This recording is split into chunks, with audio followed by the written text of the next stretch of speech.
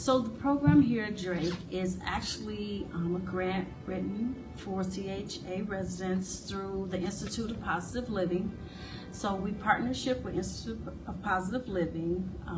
We have about 15 campers. The program has been for 4 years. This is our 4th year. And we allow them full autonomy to do whatever they want to do, whatever programs they want to have. We trust them completely that they're going to have exposure opportunities for the students, teach them leadership skills, teach them lifelong skills. So we allow them to utilize the building for whatever they need. A program where kids can be busy during the summer is important, but not just busy, be engaged. We tend to overlook the fine arts. We don't see that as important. We want to focus on NWEA scores or yada, yada, yada.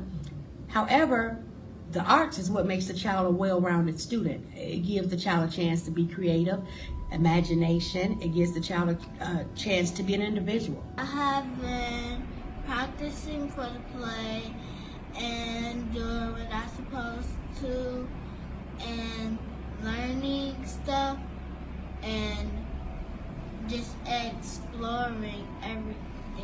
When we go outside right here, we like clean up, or we'll go in the park and play, or we'll like do plants and stuff. We went on trips. We did a lot of fun activities. The last 2 summers that I've worked with the program, we were able to develop those wooden plaques with the word Drake on it, and the students were able to paint those and decorate those for the school. So that's sitting outside on our front gate, so I'm proud of that. This year we have murals in our hallway or vestibule going to our cafeteria, and so the students were instrumental in painting those and coming up with the design, so I'm very proud of that. Every time they complete a project, they're doing something to beautify the school. It's just like some cool arts, basically not throwing just paint on it. You gotta take your time, don't rush, make sure it's nice and neat, keep our school nice. I never painted before. Only thing that I knew about crafts and drawing and art and stuff is drawing in my notebook. That's it. They're doing things that they haven't done before. And once they kind of get on stage and practice or put their hands in the dirt, you really start to see them become more aware of their environment, more aware of themselves, and their connection with other people, or even their connection to the earth. And so you start to see like this awakening happening in the students, in the kids. Looking at the kids and seeing them grow and the talents that they have, things that people don't really notice about them, but you see it because you're working with them every day. And you can see how creative and the things that they don't know that they could do, but you just, figuring themselves out. I think it further solidifies our goal, which is our motto and mission for the school, which is one school, one family, one community committed to learning. And so when we allow organizations to have programs in our school, the students flourish and they thrive and they have some school pride that's increased because of their opportunities and activities here at the school.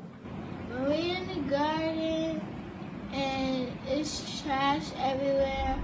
We like to pick it up so we could keep the garden, everything clean. We like clean it up, make it better, and then just like the stuff around it, if it's dirty, we clean our community. Cleaning up the community was like cleaning up a whole dirty room, because people littering every day and they could kill the planet, Earth like that. I tell people to not litter, and I told Ms. Simpson, can you please put up a sign to say not litter?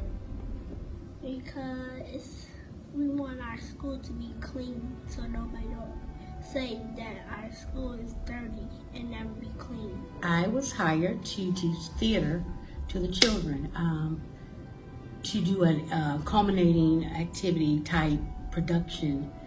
And what I came up with was Annie. I figured the children could relate to it, and actually it's coming out pretty good, and I'm quite impressed and quite proud of those children. My favorite is the play. It's like about Annie remix, like how we do it the Drake way. Well, the hardest thing was for me because at the beginning I didn't know much and I had to do a lot of hard practice to know it. And the fun stuff was the dancing, the singing, and all that. Everybody doing it and we having fun and nobody having no arguments in the play. My ultimate goal is to make sure these children are having fun, doing something they're well at, as well as love doing, because one thing I do know about African American kids, little black children, we can perform.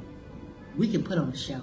One of the things that I want the kids to really take away is, nothing is impossible. Because a lot of times when we were doing the crafts and art, I can't do this, I can't do this. If it don't work the first time, let's try it again. Every piece of art doesn't have to be perfect, because we're not perfect. So that's where I want them to understand that we're not perfect, life's not perfect. So we just keep making our own perfect model.